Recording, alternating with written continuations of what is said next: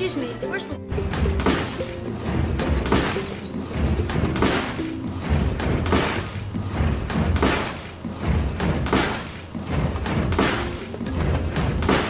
Buddy, you're a boy, make a big noise, playing in the street, gonna be a big man someday. You got mud on your face.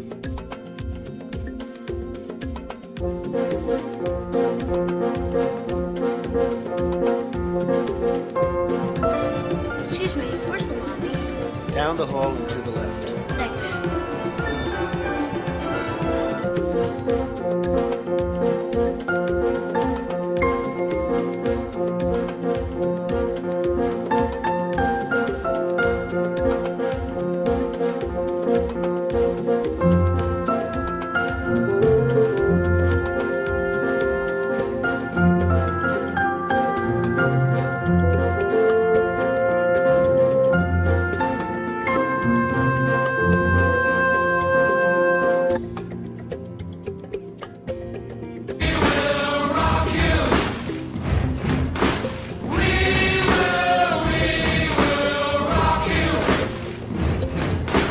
Buddy, you're a young man, hard man, shouting in the street, gonna take on the world someday. You got blood on your face, a big disgrace, waving your banner all.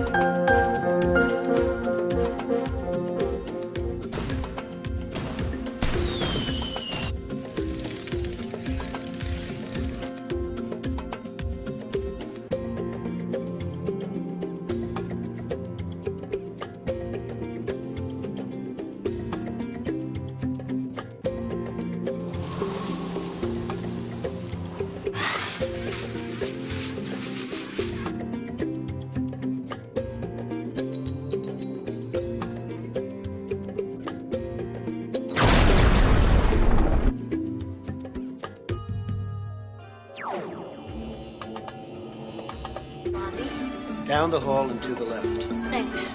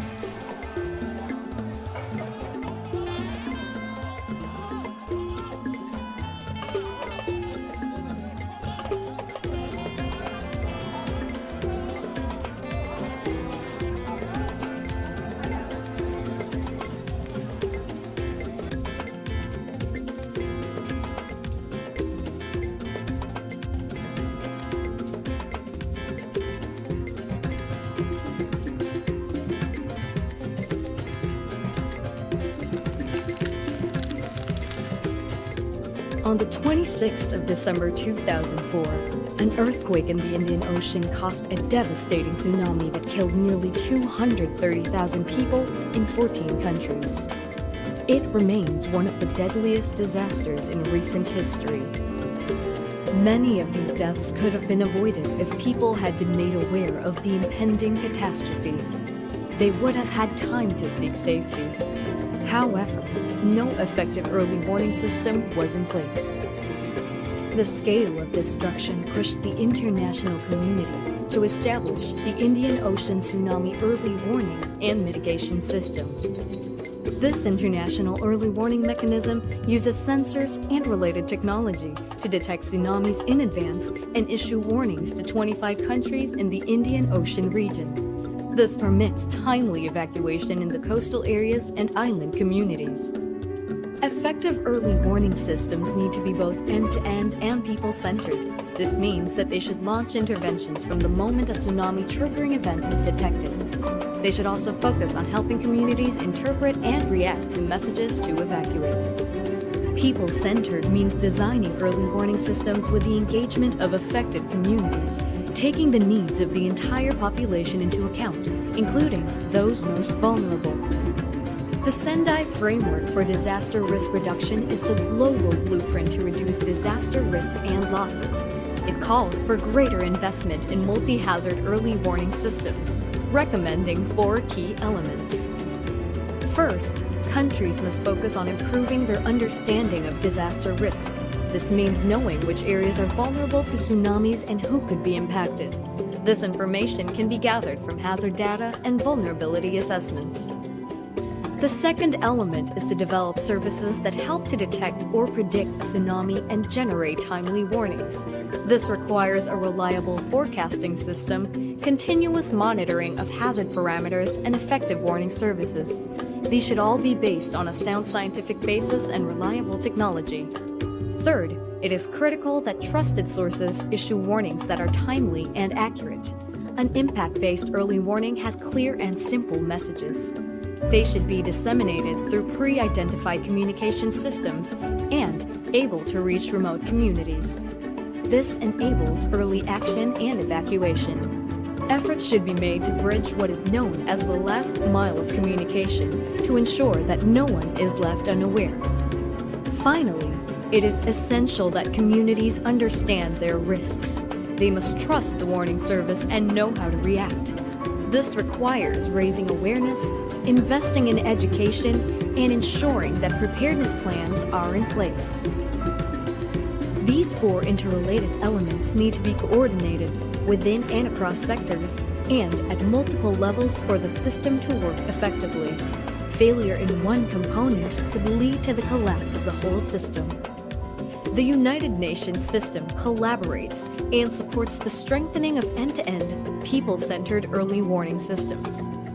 The UN's multi-hazard early warning systems checklist helps countries ensure that the major elements of an effective early warning system are in place. IOC UNESCO facilitates the coordination of tsunami warning systems in 4 regions around the world. ESCAP manages a tsunami trust fund that deepens regional cooperation and promotes innovations in science and technology to address gaps in early warning. WMO supports countries on hazard monitoring and forecasting, as well as in the use of the Common Alerting Protocol, an international standard format for emergency alerting and public warning.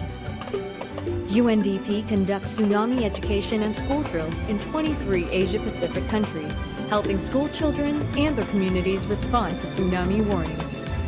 UNDRR monitors how countries are scaling up their multi-hazard early warning systems. Tsunamis might be rare, but when they do occur, they can be devastating. The tragedy of the 2004 Indian Ocean tsunami has left the world with lessons that should never be forgotten.